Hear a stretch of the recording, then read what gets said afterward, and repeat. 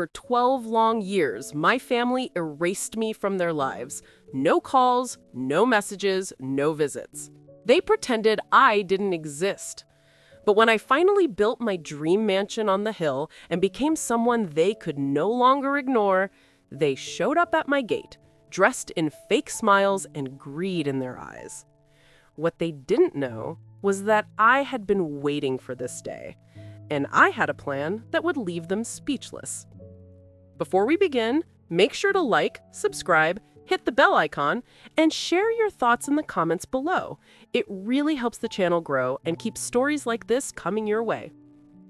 My name is Betty, and this is the story of how the family that once threw me away came crawling back, and how I made sure they'd never forget what they did to me.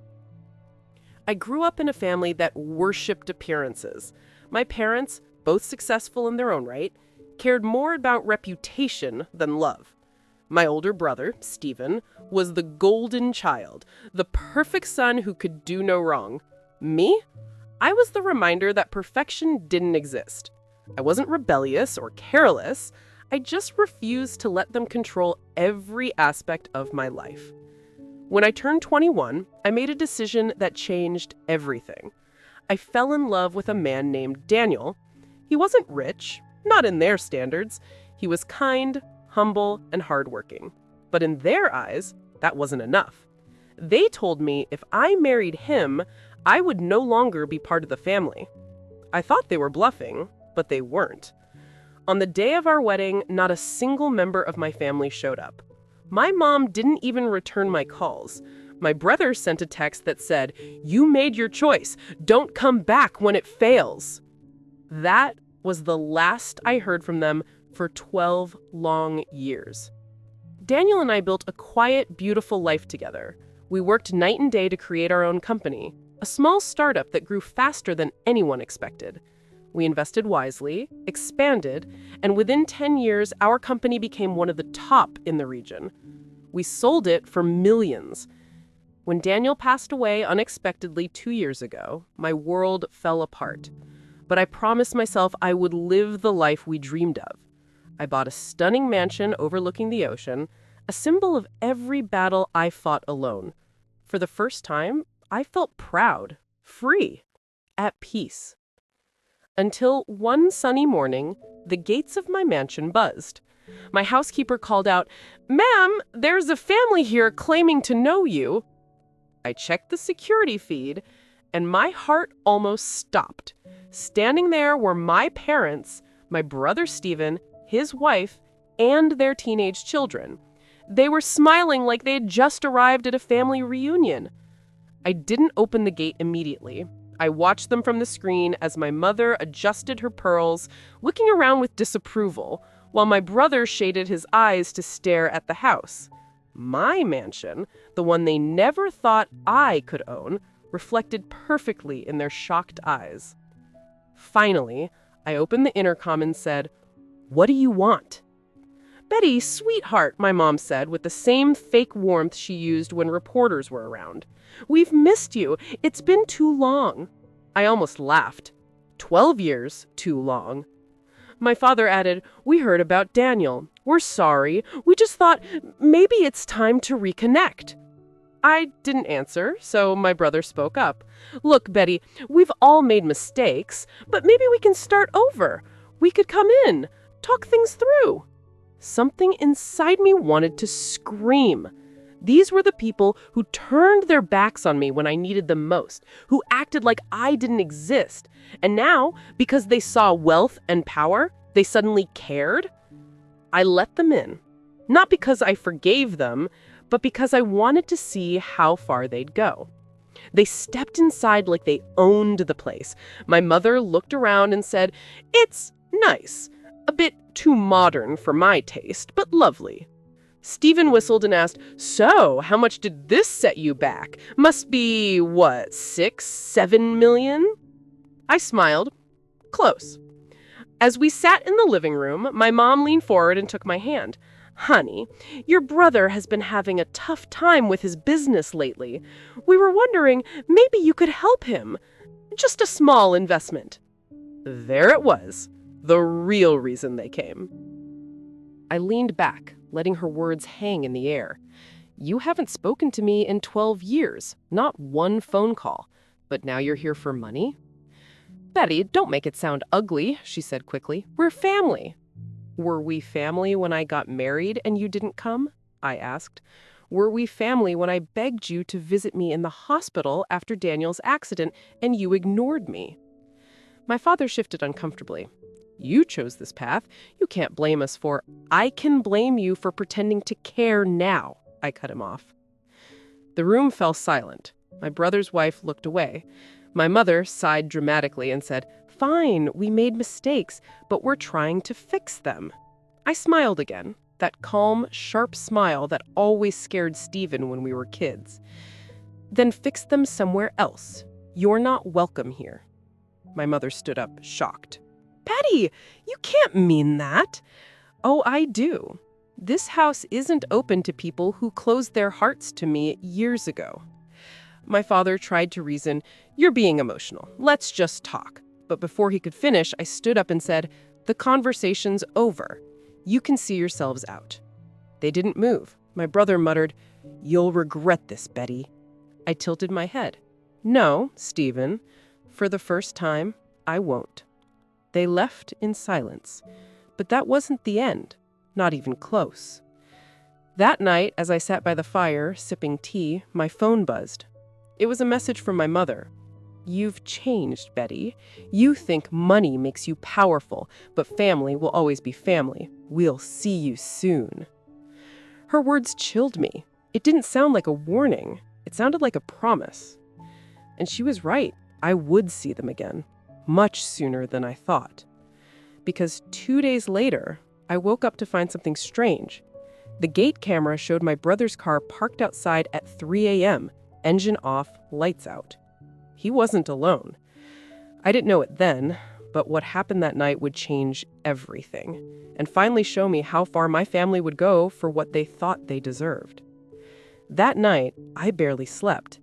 Every time I closed my eyes, I saw their faces, that mixture of surprise, jealousy, and fake kindness.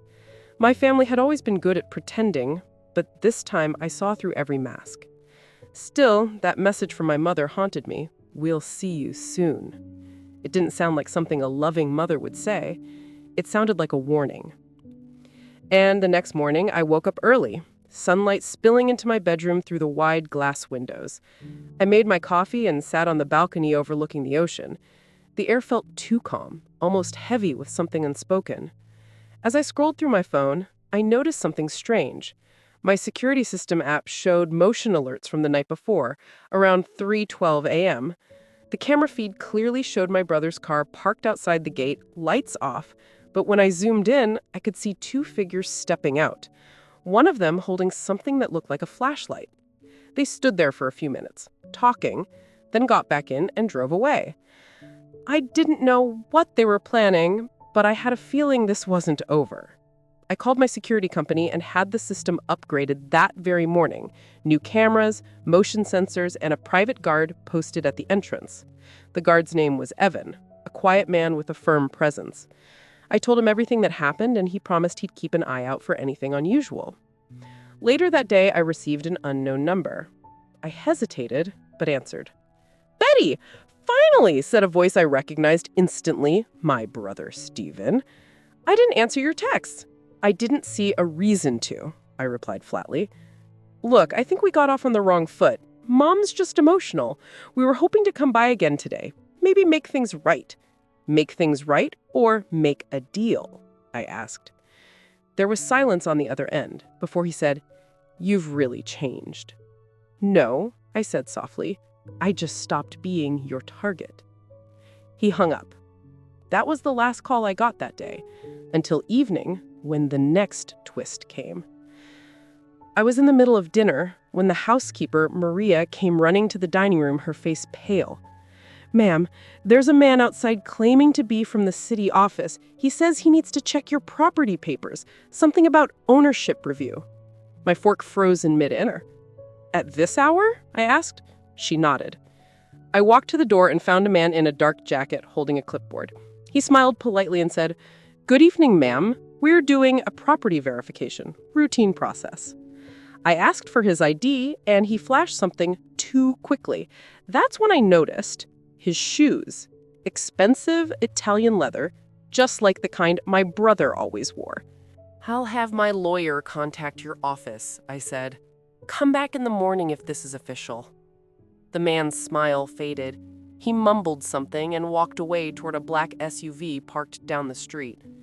Something inside me twisted. I knew that wasn't city business. That was Stephen. The next day confirmed it. My lawyer called and said, "Betty, I just received an inquiry about your property.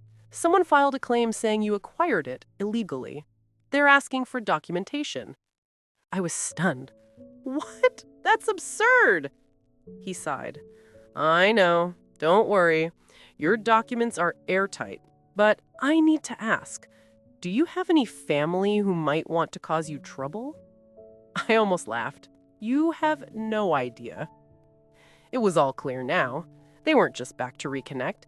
They wanted to take what I'd built. They wanted my home, my peace, maybe even a piece of Daniel's legacy. And they thought they could scare me into surrendering it. But they'd underestimated me once again. That evening, I decided to pay them a visit, not as the desperate daughter they threw away, but as the woman who had learned how to fight back. I drove to their house, a smaller, older property that looked a lot less glamorous than it did 12 years ago. My parents had clearly fallen from their pedestal. When I rang the bell, Stephen opened the door, shocked. "Betty?" "Surprised to see me?" I asked. He stepped aside awkwardly. "Mom's in the living room." I walked in, and there she was, sitting in the same armchair she used to lecture me from. She looked up, pretending to be delighted. "Betty, dear, what a surprise!" I sat down calmly. "Let's skip the act. Why are you trying to claim my property?" Her expression faltered. "What are you talking about?" "Don't lie," I said firmly. "You sent someone pretending to be from the city office. You filed a fake ownership claim. I have security footage and a lawyer ready to act." Stephen's face turned red. "That's ridiculous. You're paranoid." "Oh, really?" I asked, pulling out my phone. I played the footage, clear as day, of his car outside my mansion at 3 a.m., headlights off. His face turned pale. My mother shot him a look that could kill. "Stephen, what is she talking about?" He stammered. I was just checking if she was okay." "Stop," I said. "You've both made your intentions clear. You want money, you want my house, and you think you can intimidate me into giving it up." My father, who had been silent, finally spoke up. "Betty, calm down. We're family. We don't need to fight like this." I met his eyes. Family doesn't destroy each other for greed. He sighed heavily. "You're overreacting." I stood up, my voice steady. "No, I'm reacting exactly how you taught me to, with control." I turned toward the door, but before I left, I said one last thing. "You wanted to play games with me? Fine, let's play." That night, I started preparing. I had my lawyer file an official report about the fake claim. I also installed extra surveillance around the property, including hidden cameras. If they tried anything again, I'd have proof. Days passed. Nothing happened at first. But then, one morning, Evan, my guard, came to me looking concerned. He said, "Ma'am, someone's been asking about you around the neighborhood. They said they're doing an article about your success story, but their questions sound off, personal." "Who was it?" I asked. He handed me a business card. No company logo, just a name. Greg Simmons. Something about it didn't sit right. I called the number. No answer. That evening, I received an email. It was from an unknown sender. Attached was a single image, a photograph of my mansion taken from outside the property at night. Below it, a message. You took everything from us. Let's see how long you can keep it." My hands trembled as I read it. This wasn't just about money anymore. This was personal. For the first time in years, I felt that same ache in my chest, the feeling of being unwanted, targeted, cornered. But I wasn't the same girl they once banished. I called my lawyer again and arranged for legal action to begin immediately. Then I called a private investigator. If my family wanted a war, I would make sure I fought it smart. As I sat by the window, watching the ocean waves crash under the moonlight, I thought about Daniel. He always believed justice had its own timing. Maybe this was that moment. But what I didn't realize then was that the real battle hadn't even started yet. Because soon, something shocking would happen inside my mansion itself. Something that would turn the tables in a way my family never expected. The next few days were tense, like waiting for a storm you could sense but not see yet. Every sound in my mansion felt louder. Every creak of the floor, every wave crashing outside my window made my pulse race a little faster. But I wasn't scared anymore. I was alert. I knew my family. I knew they wouldn't back off until they got what they wanted, or until I made sure they couldn't touch me again. 3 days after the email, I got a call from my lawyer, Mr. Jennings.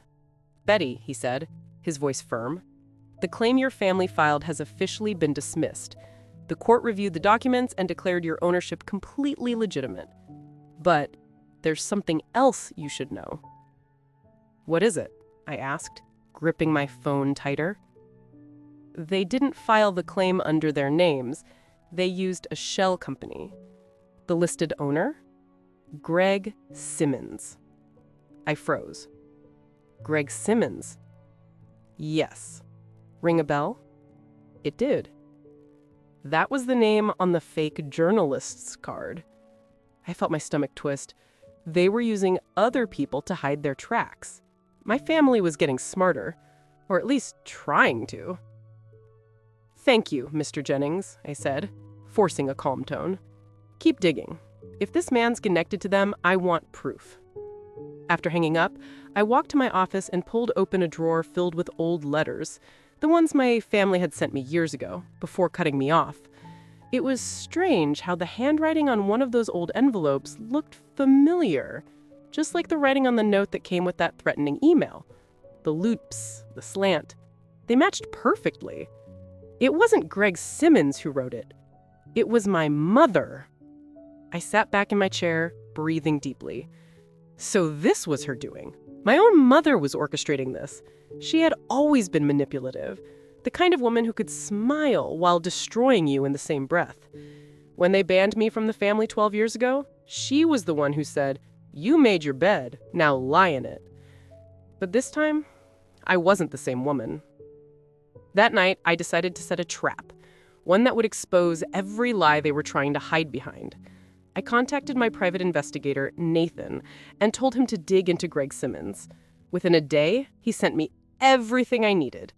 Greg was a friend of Steven's, an old college buddy who ran small scams for people in exchange for cash. Nathan also found out that my family's finances were in ruins. They were drowning in debt, their business nearly bankrupt. And my success, my new mansion, my peace, had become the one thing they couldn't stand to see. "Betty," Nathan said during our call, "they're desperate, but if you want to stop this, you'll need something big, something public." "I already have an idea," I told him. 2 days later, I called my family. My mother answered, pretending to be surprised to hear from me. "Betty, I wasn't expecting your call," she said sweetly. "I know, but I think it's time we stop all this nonsense. Why don't you all come over tomorrow for dinner? Let's talk face to face."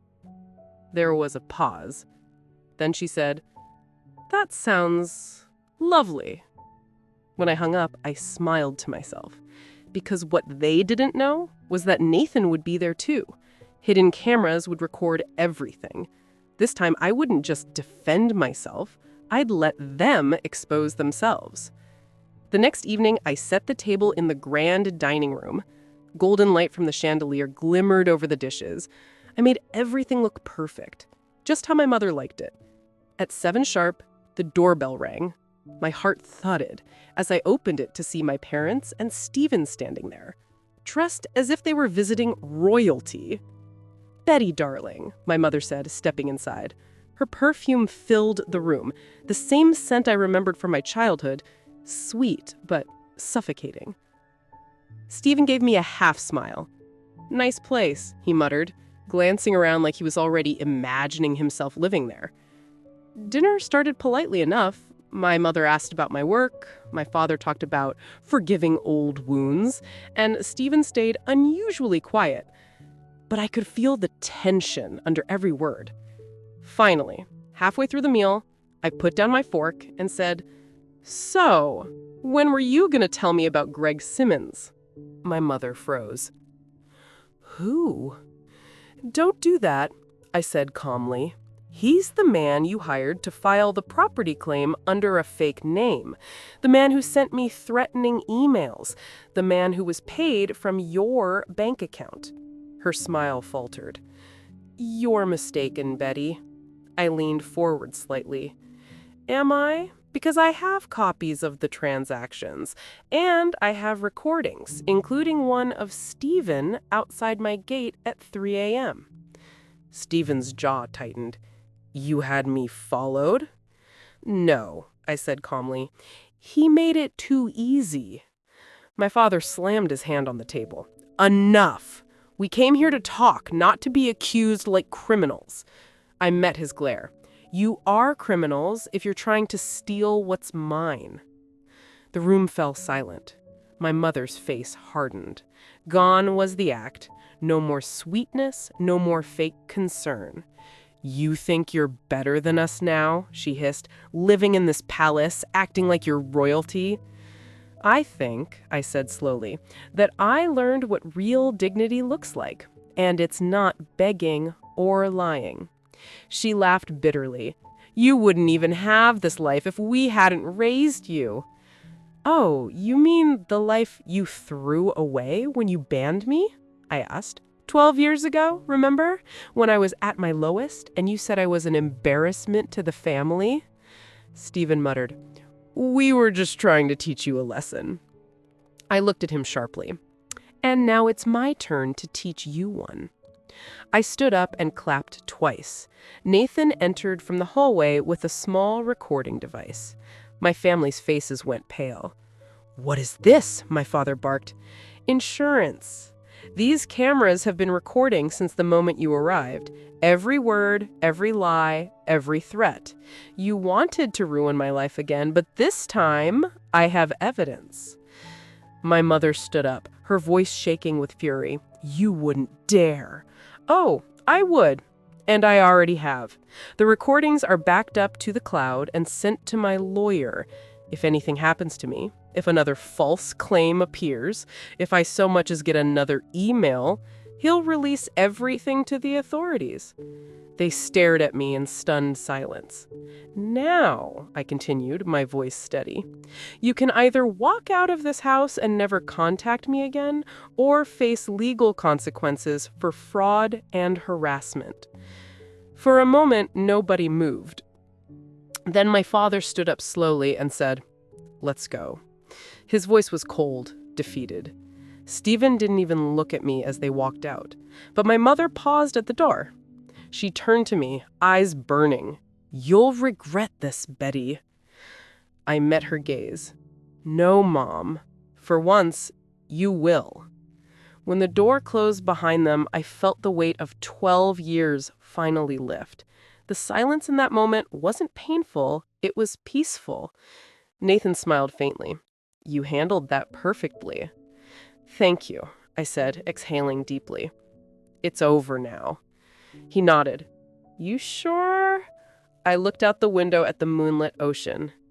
"Yeah," I whispered. "It's finally over." In the days that followed, I sent the footage to my lawyer, just in case. My family didn't try anything else after that. No calls, no emails, nothing. It was as if they had vanished, and for the first time, that absence didn't hurt. It healed. I still think about them sometimes, not with anger, but with clarity. Some people will never change, and sometimes the only way to protect your peace is to shut the door for good. 12 years ago, they thought cutting me off would destroy me, but instead it freed me to build a life they could only dream of. And when they came back to take it away, all they really did was remind me just how strong I'd become. And maybe, just maybe, that was the lesson they were meant to learn all along.